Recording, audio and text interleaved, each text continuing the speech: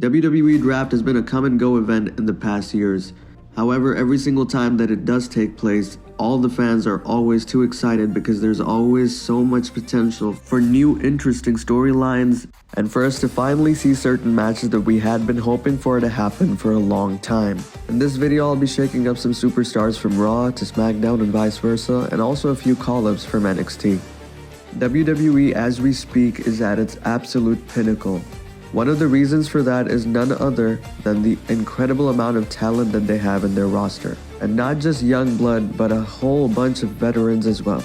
And with John Cena being confirmed to be a full-time superstar on the roster for the whole of 2025, along with Rey Mysterio and Randy Orton and a lot more superstars and such big names who have been around for a long time are still going to be a part of the roster this year, which ultimately makes the WWE Draft this year much more anticipating than it already was. And considering that most of the things, especially the positives, have remained consistent in Triple H's era, I'm guessing the WWE Draft will not be an exception. And just like it happened last year in the April 2024, I'm hoping that it repeats this year in 2025. So without further ado, let's talk about the first round picks for both Raw and SmackDown. Now, considering the fact that Roman Reigns has been the face of SmackDown for the past 4 years or probably more, ever since his return, he has carried SmackDown on his back through the Thunderdome era, through the COVID, and then, of course, extended and continued the Bloodline saga, taking us and leading us all into the Renaissance era under Triple H's regime. I feel like one of the main arcs of the Bloodline saga now being over, I think it's the best time for Roman Reigns to have a little bit of environmental change and to have a shakeup from SmackDown to Raw. I believe there are multiple matches that we could see which we haven't seen in the past few years because he has been a SmackDown exclusive for such a long time. And if we're taking such a huge superstar from SmackDown, logically we'll have to trade him with another superstar from Raw of the same caliber, which I believe is none other than Seth freaking Rollins. So seeing Seth move to SmackDown would be really fun because just like Roman, Seth has been on Raw for a very long time. As far as I could remember, he has been a Raw exclusive, even though he had made some appearance every now and then on SmackDown, but it can't really be counted because those rare appearances do not allow the superstar to engage or be involved in long-term storylines or any kind of feuds between the superstars of that brand. So I really would like Seth to move to SmackDown along with Roman finally coming to Raw. Then of course, how can we not talk about the face that runs the place, the returning full-timer John Cena, the 16-time World Heavyweight Champion who will be looking to attain finally the 17th title reign and breaking Ric Flair's record. And with Cody being a SmackDown exclusive champion, I don't believe that going for Cody would be the right decision. And I don't even think that the creative would want Cody to lose to Cena. Even though I would never mind them having a feud, I'm sure the promo battles would be legendary and nothing less than entertaining.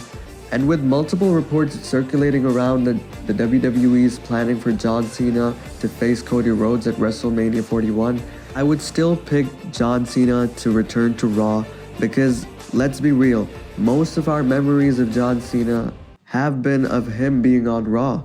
Realistically, he has been drafted to SmackDown only twice. Once was in 2011, which lasted for only a few hours as he was drafted back to Raw the same night. And then he was drafted to SmackDown later a few years in 2016.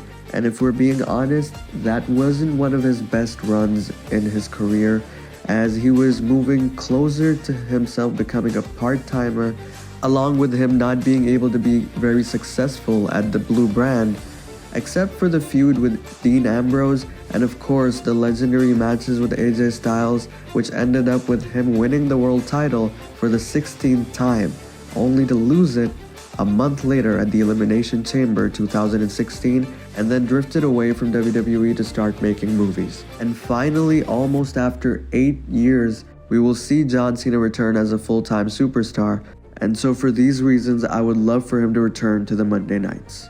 Then of course we've got the voice of the voiceless, and arguably the best superstar of 2024, with giving us the feud of the year with Drew McIntyre, and one of the best matches I saw that year, the Hell in a Cell match with Drew McIntyre.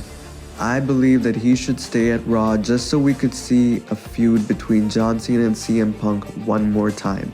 Maybe that's selfish to say, but I really want them to go head to head with one another one more time. The trades that I would do for Cena and Punk for coming to Raw would be Drew McIntyre and Sheamus moving to SmackDown. Drew McIntyre has been a Raw mainstay for years, and it's time for him to come home to SmackDown. That's where he started. That's where he showed everybody that he was the chosen one a decade ago. And I think he could have a lot of interesting storylines, not just with Seth Rollins, but also the other superstars on the SmackDown roster if he comes to SmackDown. Most importantly, a potential feud with Cody Rhodes for the WWE Championship would also be a dream match. Drew's desire to reclaim his spot at the top would make a lot of sense if he goes for the WWE Championship again. And that could end up being one of the best stories of 2025. And of course, Sheamus, the superstar that delivers banger after banger after banger, has been a fan favorite for years, and SmackDown feels like the right place for him. Whether he's battling Drew McIntyre, Cody Rhodes, or even teaming up with his old allies, or even if he starts heading for the Midcard Championship, like US title against Shinsuke, whoever would be holding it for that matter. I think anyhow Sheamus would really be a perfect fit for the blue brand, and also because I do miss the times from 2011 when he was the World Heavyweight Champion representing SmackDown every single week. Another cool superstar trade-up that I would like to see would be between Braun Breaker and Carmelo Hayes, with Braun Breaker taking the Intercontinental Championship and heading to the blue brand, and Carmelo Hayes coming to Raw.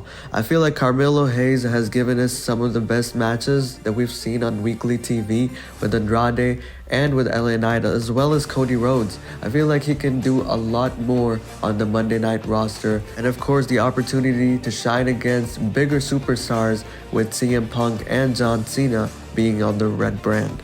And the reason why I would like Braun Breaker to come to SmackDown is solely for the fact that we could see multiple feuds between LA Knight, which is also a superstar that I would like to stay on the blue brand, as well as Seth Rollins, names like Randy Orton, or even a champion versus champion match with Cody Rhodes. Moving on to the Divas, I believe Rhea Ripley has been dominating Raw for years, and it's time for a change.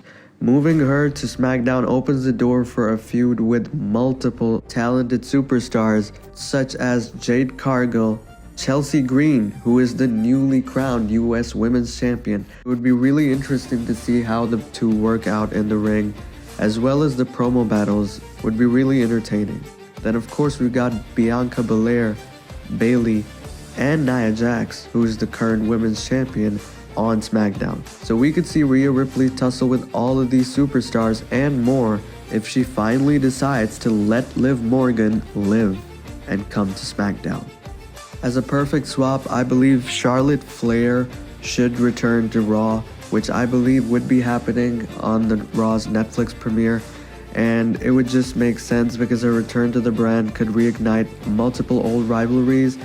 As well as with Becky Lynch being teased, I think Becky and Charlotte could go head to head multiple more times, and I don't think anybody would complain because every single time the two superstars have stepped into the ring together, they have always delivered. And in the last round, however not the least, I would want Randy Orton to stay at SmackDown.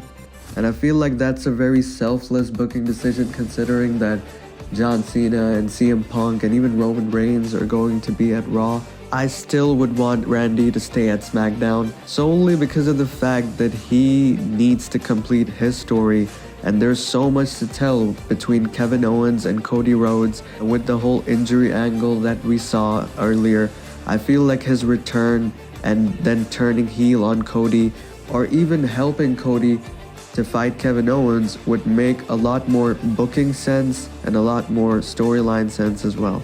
So I would want Randy Orton to stay at SmackDown and very likely turn heel on Cody so we can finally see the dream match that we all have been hoping for ever since Cody Rhodes won the WWE Championship at WrestleMania, which is none other than the American Nightmare versus the Viper, the Legend Killer, Randy Orton.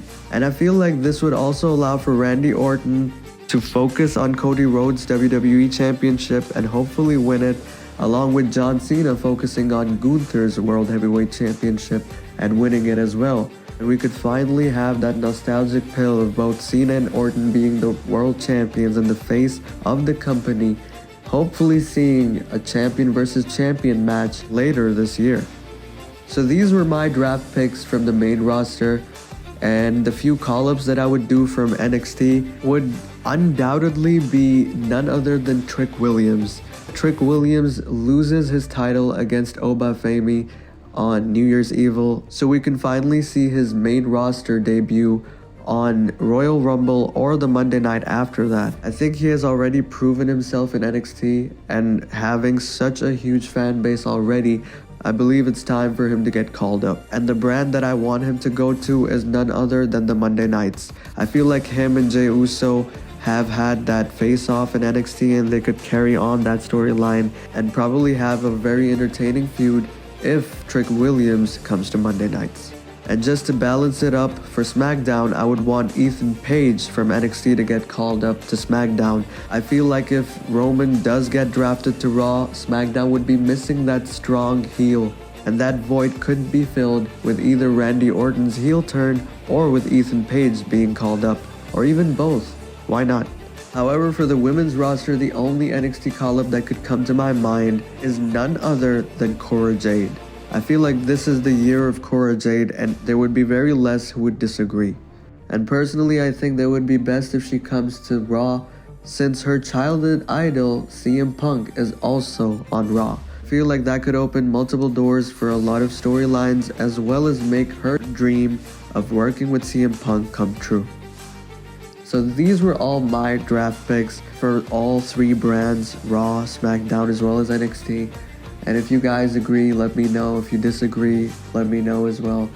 I would love to know what you guys would like to see in this year's draft. It's always really interesting to hear your opinions, so let me know which superstars should stay or which ones should get a little shakeup. With that being said, as always, if you